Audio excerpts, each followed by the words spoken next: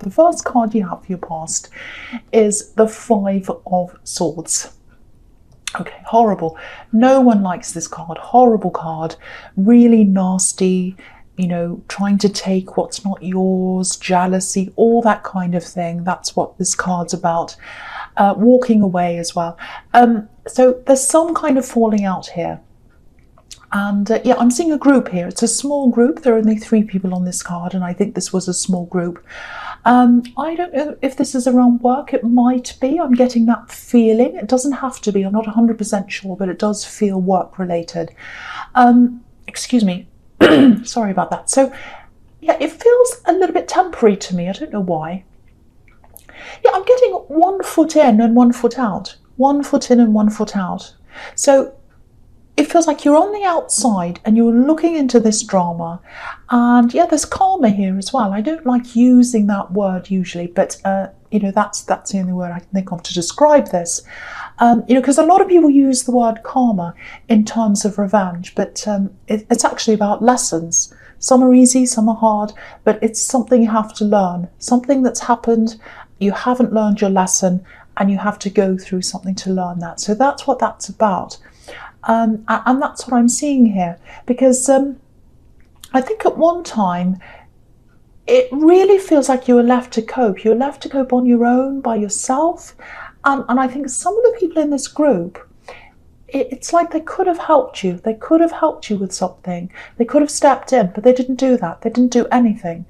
And it feels quite serious to me, actually. It felt very serious to you at the time. You were in a serious situation. You're really alone, actually. I'm just looking at the sea, and one of the men are walking away. They're walking into the sea, or out to the sea. They're crying, one of these men. And you know, he's walking toward the water and crying. So, you know, I think maybe you felt as if you were drowning. And no one noticed, no one cared, or that's how it felt to you anyway. So now with this new drama, and I think it's involving the same people, that's why I'm seeing karma here. I think you were just sitting back, you're watching this happen, and you just weren't getting involved in this. And I can see why. I can absolutely see why. I'm getting some pressure on you, maybe someone trying to get you involved, but I think you were just like, no, I'm not getting involved. I'm walking away. I'm not involved in this. You know, you're on your way out. You're on your way out of this anyway, because I keep on getting this 1 foot in, 1 foot out. Might be family. I don't know. It's a group that you're still with. Horrible. They treated you horribly, and you're still around them, but you're not getting involved in their drama. And it's like, I'm on my way out anyway. I'm getting out of this anyway. 1 foot in, 1 foot out. I keep on seeing that. And I think it was just a matter of time before you're completely out the door. You weren't yet. You might be out now. I hope you are. But I can't quite see where you are with this. But if you're not, you will be. You'll be out of this. You'll be way out of this physically. That's what I'm seeing in that card. I hope that makes sense. Okay, so the next card you have, you pass the High Priestess. Yeah, I think this is you. I think this is you in this situation. You know, she's extremely wise, this High Priestess. She's, you know, obviously she's spiritually wise and, you know, very, very knowledgeable. So I think you could see this whole situation for what it truly was, what it actually was, not for what people were trying to show you it was, but you knew what it really was. You know, the High Priestess knows the inner meaning of things, the deep meaning of things. And yeah, again, your instincts were telling you not to get involved. Absolutely not. And you know that this was the right thing for you to do, or you knew this was the right thing for you to do. Sorry, I'm just seeing this. Yeah, I'm just seeing people being turned on each other. Someone's at the top and then someone's turning on them, and then someone's at the top and someone's turning on them. Everyone in this group's been turned on by someone else. Very toxic group, very toxic group. So, you know, obviously, if this is you, obviously I can totally see why you don't want to be around them ever again. You know, they weren't around you. Who helped you when you were drowning? Nobody. So now you're like, no, I can see through everything. I can see through these games. I'm not having anything to do with these people. There's a lot of polarity here, you know, because if you look at this priestess, she's sitting in between these two pillars, and they're obviously the opposites, polar opposites, poles apart. And Someone in this group's always painted as the bad one, and someone else is painted as the good one, and then everyone else kind of gangs up on the so-called bad one. That's what I'm getting happens, and then it changes around. Someone's a bad one, and then someone else is. It's ridiculous. It's really childish, really, really, really childish. And life's not like that. There's no total good one and total bad one. It's not like someone's an angel and someone's a devil. It's not a cartoon. We're all human. We're all human. No one's perfect. But this is the dynamic. This is the dynamic in this group. There's someone at the top, there's someone at the bottom, and all the people in between are kind of, playing their roles in that. And your role is right out of this whole thing. So, yeah, just like the High Priestess, you're sitting in the middle of these two sides, not saying anything, minding your own business, and just kind of secretly knowing that you'll be out of this very, very soon. And again, you haven't left these people. If you haven't left these people yet, I should say, if you haven't left them, lovely people that they are, if you haven't left them yet, I'm saying I don't know what's happened to me in this reading. It's been happening to me in this and the last one. Anyway, I'm going to keep going. So yeah, if you haven't gotten away from them yet, when you do go away from them, when you do get away from this group, they'll still be doing the same thing. Triangulating people, making people out to be good and the other one bad, and like a pantomime character, if you know what that is, or like a cartoon character, one's good and one's bad. It's ridiculous. So just stay as you are, like this priestess, very serene, by yourself, not being involved, just knowing inside yourself that, you'll get out of this, and you will. You absolutely will. This is the High Priestess. She knows. You'll get out of this if you're not already. Okay, so the last card you have, you passed, the Empress. Beautiful. I love seeing the Empress next to the High Priestess. Two beautiful, really serene women. I love that. So, yeah, I don't know if this horrible situation was around your workplace. I keep on seeing the workplace. It might not be, but I'm getting a lot of work energy. It might just be this whole reading.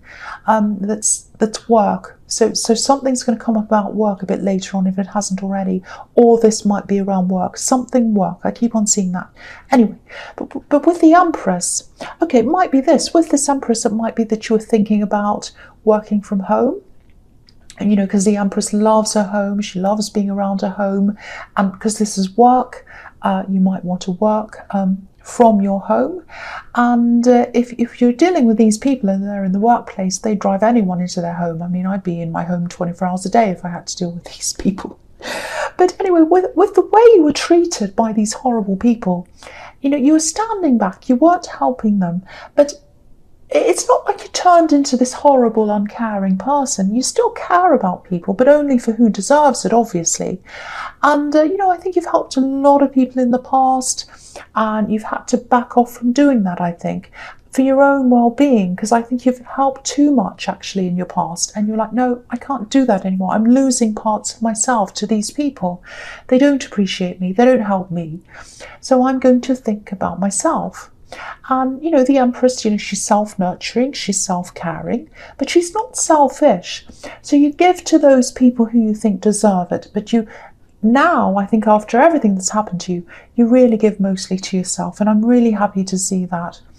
So, yeah, I'm not seeing any bitterness around you. You still have love for a lot of people, and that's really good to see. I don't see that very often, so I'm really happy to see that. Now, speaking of love, I'm seeing love here as well. Yeah, it's here and it's in the High Priestess as well. This is what I'm seeing. Someone really wants to approach you. I think they still do. And yeah, there's definitely love there. Or what they think is love. It might be a crush, because I think it's, I don't know, it feels as if you don't know about this, but they do, and you haven't really spoken to them properly, so they don't really know you properly. That's the idea I'm getting. But they'd love to approach you. They think they love you, whoever this is. There's fear around this as well. Yeah, this is how they're seeing you. You might be giving off an air of, aloofness, or yeah, it's what I'm getting is they just feel as if they can't approach you. You're unapproachable to them. You might not be, but this is how they see you. There's a gap between you. There's some kind of gap. And the high priestess can be the unapproachable woman, up on a pedestal somewhere up there high. Everyone's watching her. They can't get close. She's very mysterious and beautiful. So maybe that's how they see you. Yeah, I think they watch you as well. They watch you. So it might be that you teach somewhere, or you help people in some way, maybe in your job, or they look up to you and they learn from you. They might be a student or a client or something like that. So yeah, I'm seeing someone's eyes. I'm seeing someone's eyes looking at you. I know that sounds a bit creepy. I don't think it's all that creepy, but someone who looks at you and listens to you is really wanting to talk to you, but they can't. That's what I'm getting. They watch you, they listen to you, they look at you. Yeah, I keep on seeing these eyes. Maybe they're trying to let you know in non-verbal ways, showing you by the way they look at you that they're interested. But, if this is you, all that might give you some idea of who this is. I don't know. So anyway, the first card you have for your presence, the Two of Wands. Yeah, I don't know if you've even noticed this person who looks at you. I keep on seeing these eyes. Yeah, for one, I was seeing, there might be a work relationship, maybe a teacher, student, or something like that, some imbalanced situation like that. That's how it feels, imbalanced. And, I was getting aloofness coming from you as well. So it might be that you know about this and you think it'd be appropriate, or it might just be, a crush coming from them or something like that, because they haven't spoken to you about this and you don't know them that well. They just watch you and listen to you. That's what I'm seeing. I know it sounds creepy, but it's not. It's something like a work situation or somewhere where you're talking and they're listening. That's what I'm seeing there. But, I think with you, when it comes to relationships, if there's any kind of imbalance, you want to run away from that. Absolutely. You're like, imbalance, I run. That's what I'm seeing. Because I think you were in a relationship in the past where there was a big imbalance, actually. Someone relied on you. Yeah, they relied on you a lot, and you loved them. You would have helped them with just about anything. But I think when that fell apart, the imbalance and the problems around that were magnified. It's like you left this person, or this relationship ended, or whatever happened, and then you stood there looking at the ruins of this relationship, and you just said, wow, that I've been through that, and this is what I'm left with. Nothing. I've done everything for this person. I've got nothing. I can see it all now in black and white. I didn't know when I was in there. I was caught up in the love and everything like that. But now that I'm back from this and I can look at this, I know what this was. So you don't want to repeat that ever again. That's what I'm getting there. You do not want to repeat that. Now, the other reason why I think you might not be interested in this person is I think you have someone else on your mind. Now, they're not physically around you. That's what I'm getting. It feels like they're far away from you. I don't know if this is a long distance relationship, or maybe you're just talking to them online. But if this is you, if you see yourself in this, I am getting a warning here. So I have to tell you what this is. There's nothing wrong with them, and there's nothing wrong with being long distance. But just be aware of this. Sometimes it's easier to compare someone who's away with someone who's around you all the time. And you seem to, not you, but usually people compare the person who's away favorably, I'm trying to say the word favorably, to the person who's around you as unfavorably. I hope that makes sense. Yeah, I'm not saying this person you're thinking about's like a fantasy person, but okay, I'll try and explain this in a better way. It's easy to make someone a fantasy, or make them into the perfect person if they're not around you, because there's a lot of imagination that goes into long distance relationships a lot of the time. I've been in one myself. Sometimes, a lot of it's about the person, about what they say, what they're like, what they do, all about them, what you know about them for a fact. But a lot of the time, you project a lot of your imagination onto that person. So when you see them again after a long absence or whatever, it's almost like you have to get to know them again as a person. So if you can, if this is you, and if you can do this, try and see them as soon as you can, and try and see them in a more realistic way, you know, on a day-to-day basis. Yeah, I hope the right person gets to hear that. Okay, so the next card you have for your presence, the Seven of Wands.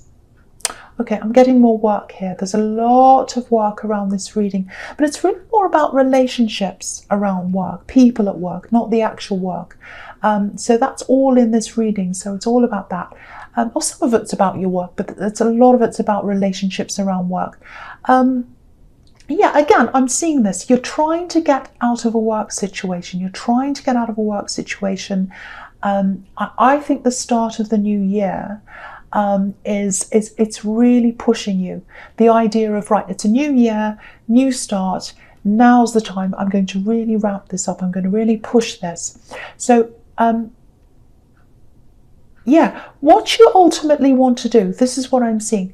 Yeah, if this is you, ultimately what you want to do, or what you ultimately want to do, I should say, it's different from what you're doing now, but it's not totally different. That's what I'm getting. It's different, but it's not totally different. So, you know, I'm not seeing a big leap from one thing to another thing. It feels like, yeah, it feels more like you're sidestepping. And one thing's going to lead you to out of this to another thing, and then you're sort of stepping on a stepping stone to another thing, and then there's a stepping stone to another thing, and that's gradually going to lead you out. Yeah, I was seeing some kind of teaching around you.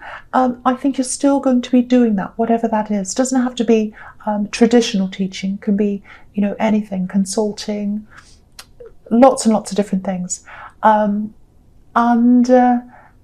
You're still going to be doing that, but in a different way. That's what I'm seeing. You have really good teaching skills, actually. You're able to communicate not just facts, but the essence of something really, really quickly and really clearly to other people. That's what I'm seeing. So that's what your skill is, communication. But of course, you can't do your job properly if you have a lot of difficult people around you trying to hold you back, causing drama, causing problems. And that's what's happening in this card, obviously. You know, this man knows his worth. He's up on a hill, and you are too. You know your worth. But he's trying to do his job. He's trying to do what he's trying to do, what he's supposed to be doing, but he's being jabbed at by all these wands. So I think what's going to happen is you're gradually going to move into a position or a place, or it might be your own business. I'm seeing that in the Empress, something else. But the big thing is, whatever you're going to do, you're going to be able to perform the key part of your job, the essence of your job, the bit that you love the most, without all that interference, without all the drama and everything else that comes with it where you are now. And that process is starting soon, early in the new year. You're already manifesting this now. That's what I'm seeing. Okay, the last card you have for your presence, the Star. Yeah, look at this. This is all about having hope for something, knowing something's going to happen, knowing you can manifest this, knowing you can manifest this change. And this is exactly what I was seeing in the Seven of Wands. If you look at the big star in the middle of this card, the big yellow star, that's your goal. That's where you're heading. And the other stars, the smaller ones, they're like stepping stones leading you to that big goal, leading you to where you want to go. The beautiful thing in this card is that it illustrates, and I love this about this card, it illustrates perfectly the effect of manifestation and how thoughts and feelings turn into action, action turns into things or situations. I'll show you how I'm seeing this. This beautiful woman, you know, she's deep in thought, she's all by herself, she's completely silent in her thoughts. No one's there to bother. It's the complete opposite of what's going on in the Seven of Wands. So she's concentrating on the water. She's manifesting. She's thinking about the star. She's thinking about what she wants. And as she pours this water into this pond, it creates a ripple effect. It starts with one small circle and it radiates out, and it ends up covering the whole pond. The circles go out, these concentric circles, they radiate out and they fill up the whole pond. So what you're thinking now, what you're trying to manifest now, especially in terms of this work things and whatever else it is you want to manifest, your thoughts are going to ripple out into action, and they're going to cover everything, cover your world. They're going to change your whole world. You're going to totally love what you're doing soon. But just remember, this is all happening in stepping stones. So when you reach a stepping stone, appreciate it, appreciate each stone. And then as you appreciate each one, you'll get to the next one easily. That's what I'm seeing. So say, oh, I'm on this stone, I'm on my way to where I'm going, I really appreciate this. And that adds to your knowledge, that adds to your path, that shows you where you want to go next, and then you reach the next one quicker. Absolutely beautiful. I love this for you. I love this so much. I love it. Okay, so the first card you have for your future is, the Knight of Pentacles. Okay, this is showing me something really interesting again. And I know this has turned into a work reading. Well, not all of it, but a lot of it is. Okay, I'm going to talk about this, and I'll talk about the Nine of Pentacles together. So what the Knight of Pentacles tells me is the way you see your work, not your work as it is now, but the work that's in front of you, the work that you're trying to manifest, the way you want it. It's beyond money for you. The job isn't about the money for you. That's what I'm seeing. Now, that doesn't mean you don't want to earn money. Of course you do. But you're not going to sacrifice being fulfilled and working at your true calling or what you truly want to do for money. You're not going to do that. I think you might have done that in the past, and you're not going to do that now.